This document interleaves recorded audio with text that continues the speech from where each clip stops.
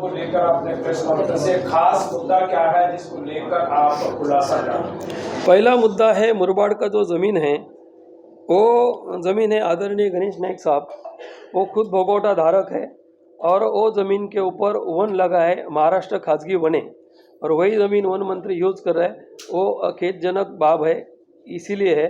और दूसरा है जो उसमें जो 3-4 गट है, वो कंपनी के एक डायरेक्टर है सुबह एग्रो, और वो लीज दिया है 60 साल के लिए 500 रुपया एकड़, प्रति एकड़ 500 रुपया।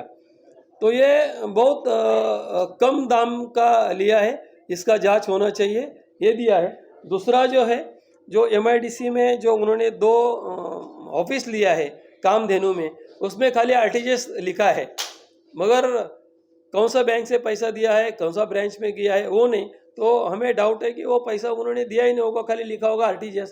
तो इतने बड़े उनका सब तामझाम है, सब कंपनियां हैं, तो लेखा जोखा बराबर से होना चाहिए। जो डॉक्यूमेंट्स मिला है वो डॉक्यूमेंट्स के आधार आपके सामने रखा है और ये इसकी पूरी तरह से जांच होना चाहिए। अगर इस चीज़ में कोई गलत है तो इसके ऊपर गुना दाखिल होना चाहिए, ऐसी मेरी मांग है। क्या आपने कोई इस बीच में कोई लीगल नहीं, इसका शिकायत मैंने थाना जिलाधिकारी उनको दिया है साहब को, और उसके बाद खुद वन मंत्री साहब को भी दिया है। तो थाना जिलाधिकारी उनके पास से वो लेटर एक निकला है कि इसकी जांच होना चाहिए, उपवन रक्षक उनको, तो उनको भी मैंने लेटर दिया है कि जल्दी से जल्दी इनका थोड़ा कार्रवाई शुरू करो। तो उन्होंने नहीं कर रहे, इसीलिए हम भी प्रेस ले रहा है। आपने बीच में ब्रीफिंग करते हुए आपने कहा नहीं, इसका ये जो आज की प्रेस है इसके मामले में कोर्ट में नहीं है।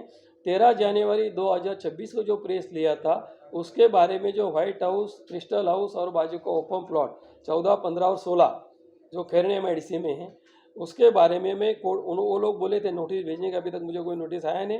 मैं वेट किया, मैं कोर्ट में मूव होगा, इसके खिलाफ कोर्ट में है, अभी उनको हम कोर्ट से नोटिस भेजेंगे।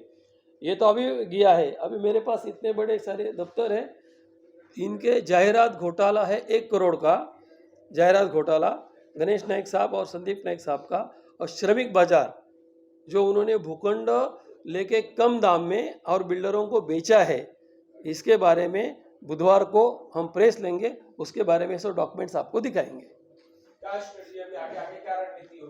अभी इसमें थोड़ा देखेंगे, अधिवेशन में मैं CM साहब को बताऊंगा, ये सारी चीज़ मैं दे दूंगा उनको एक एप्लीकेशन बना के, जितना जितना प्रेस लिया है, जो साथ में है, कि जब तक इनका जांच पूरा होता नहीं तब तक आदरणीय गणेश नाइक साहब, इनका मंत्री पद से आप इस्तीफा लीजिए, इनको थोड़ा आप साइड में रखें, इनका पूरा जांच होने दो, और जो गलत है उसके ऊपर गवर्नमेंट ने कार्रवाई होना चाहिए। जो प्लॉट अनलीगल है वो प्लॉट गवर्नमेंट में रिटर्न लेना चाहिए, रिवॉक होना चाहिए, ऐसी मेरी मांग है।